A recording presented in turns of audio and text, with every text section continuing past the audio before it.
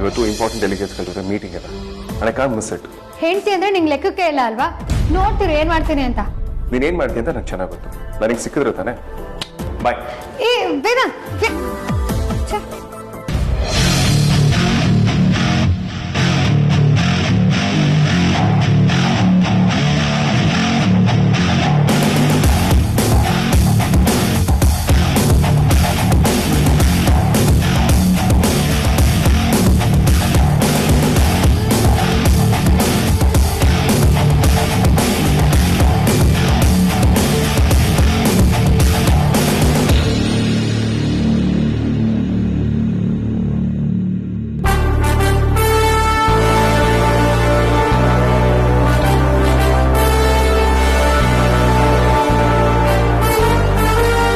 Really good idea, sir.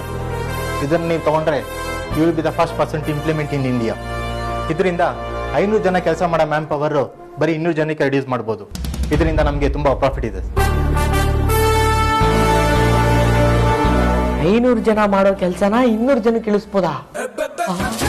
ಅಂದ್ರೆ ನನಗೂ ಕೆಲಸ ಇಲ್ದಿರ ಮಾಡ್ತಾವ ನೀನು.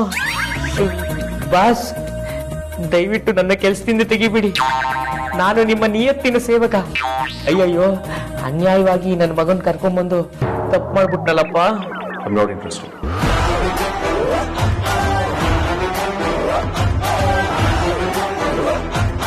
Let me know if you have something else to offer. Are you joking, Mr. Vedant? We came all the way from Singapore just to meet you and give this proposal. Nim jothe ee venture shuru ಮಾಡಬೇಕು ಅಂತ we have waited for 8 years.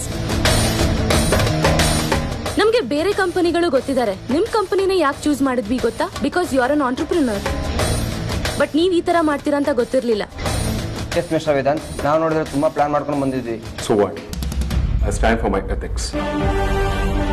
ಈ ವಿಚಾರದಲ್ಲಿ ನಿಮ್ಮ advice ಖಂಡಿತವಾಗ್ಲೂ ನನಗೆ ಬೇಕೇ.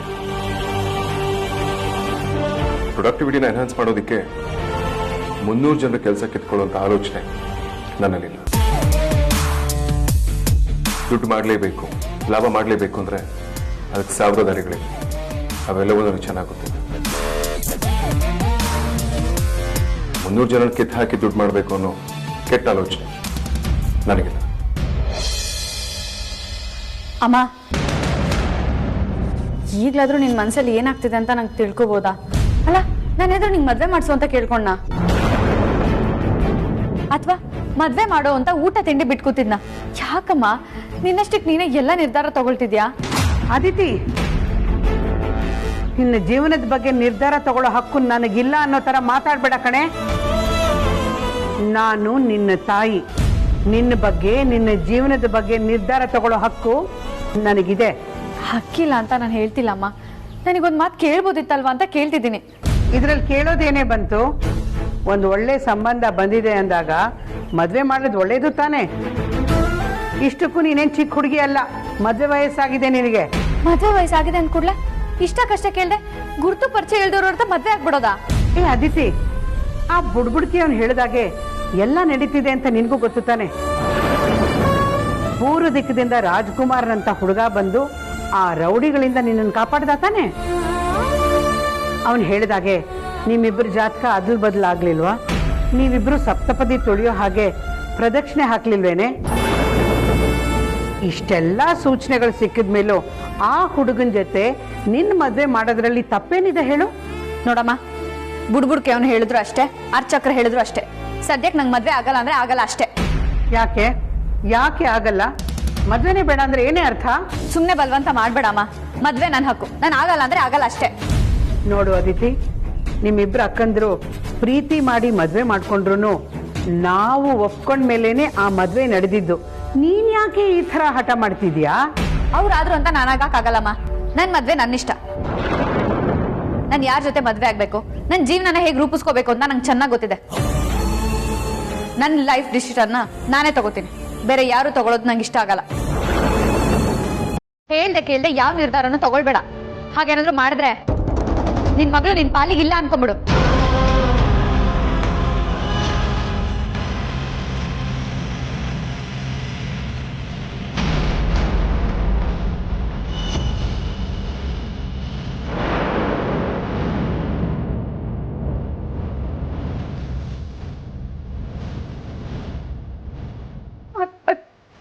ರೀ.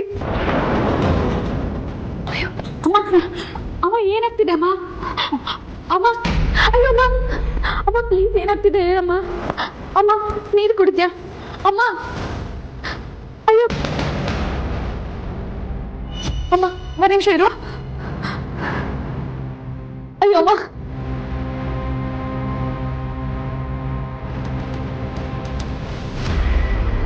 ಅಮ್ಮ, ನನ್ನ ಮೊದಲಿಂದನೂ ಯಾರು ಹೊಟ್ಟೆ ಮೇಲೆ ನೋಡೋದು ಅಭ್ಯಾಸ ಇಲ್ಲ. 300 ಎಂಪ್ಲಾಯೀಸ್ಗಳನ್ನ ಕಿತ್ತಾಕೋಣ ಅಂತ ಹೇಳ್ತಿದ್ದೀರಲ್ಲ, ಆ 300 ಎಂಪ್ಲಾಯೀಸ್ ಮೇಲೆ ಅಟ್ಲೀಸ್ಟ್ 700ರಿಂದ 800 ಫ್ಯಾಮಿಲಿ ಡಿಪೆಂಡ್ ಆಗಿದೆ. ದಿಢೀರಂತ ಈ ರೀತಿ ನಿರ್ಧಾರ ತಗೊಳ್ಳೋದ್ರಿಂದ ನಮ್ಮ ಎಂಪ್ಲಾಯೀಸ್ಗಳ ಫ್ಯಾಮಿಲೀಸ್ ಸಫರ್ ಆಗುತ್ತೆ. ಅಂಡ್ ಅದನ್ನು ನೋಡೋದಕ್ಕೆ ನಾನಂತೂ ರೆಡಿ ಇಲ್ಲ. I am sorry. ಅಪ್ಪ ಯಾಕೆ ಕಾಲ್ ಪಿಕ್ ಮಾಡ್ತಿದ್ದ?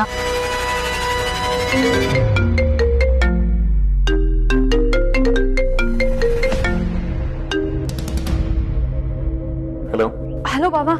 ಬಾಬಾ, ಅಮ್ಮಂಗೆ ಇದ್ದಕ್ಕಿದ್ದಂಗೆ ಎದೆ ನೋವು ಕಾಣಿಸ್ಕೊಂಡಿದೆ ಬಾಬಾ. ಪ್ಲೀಸ್ ಬೇಗ ಬನ್ನಿ, ನಂಗೆ ಭಯ ಆಗ್ತದೆ. ಹೌದಾ? ಯಾವಾಗಿಂದ? ಹೀಗೆ ಬಾಬಾ, ಬೇಗ ಬನ್ನಿ ಬಾಬಾ, ಹಾಸ್ಪಿಟ್ಲಿಗೆ ಕರ್ಕೊಂಡು ಹೋಗ್ಬೇಕು. ಡೋವರಿ ಆಗುತ್ತೆ, ನೀನೇನು ಹೆದರ್ಕೋಬೇಡ. ನಾನು ಈಗಲೇ ಡಾಕ್ಟರ್ನ ಕರ್ಕೊಂಡು ಬರ್ತೀನಿ. Just take care.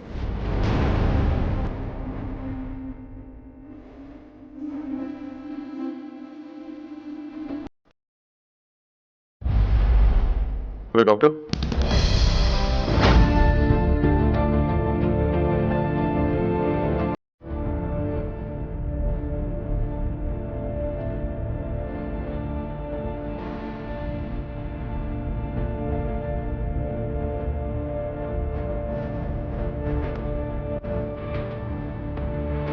Doctor, is all right? ಏನೋ ತೊಂದರೆ ಇಲ್ವಾ? ಡೋಂಟ್ ವರಿ ವೇದಾಂತ್, ಭಯ ಪಡೋ ಅವಶ್ಯಕತೆ ಇಲ್ಲ. She is all right. Thanks doctor.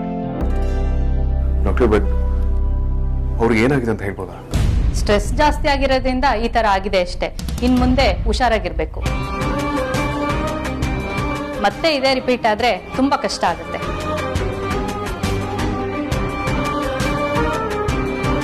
ನೋಡಿ ವೇದಾಂತ್, ಇಂಜೆಕ್ಷನ್ ಕೊಟ್ಟಿದ್ದೀನಿ, ಸ್ವಲ್ಪ ಹೊತ್ತರಲ್ಲೇ ಸರಿ ಹೋಗ್ತಾರೆ. ಮತ್ತೆ ಇವ್ರಿಗೆ ಸ್ಟ್ರೆಸ್ ಆಗ್ದಲೇ ಇರೋ ತರ ನೋಡ್ಕೊಳ್ಳಿ. ನಾನಿನ್ ಬರ್ತೀನಿ. Sure doctor, thank you.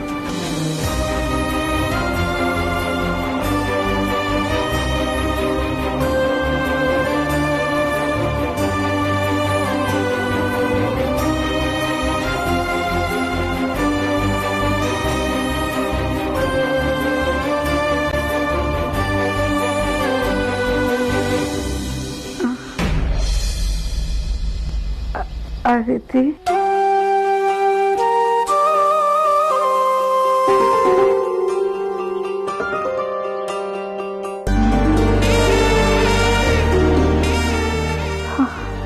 Aditi, ಅಮ್ಮ ಹುಷಾರು.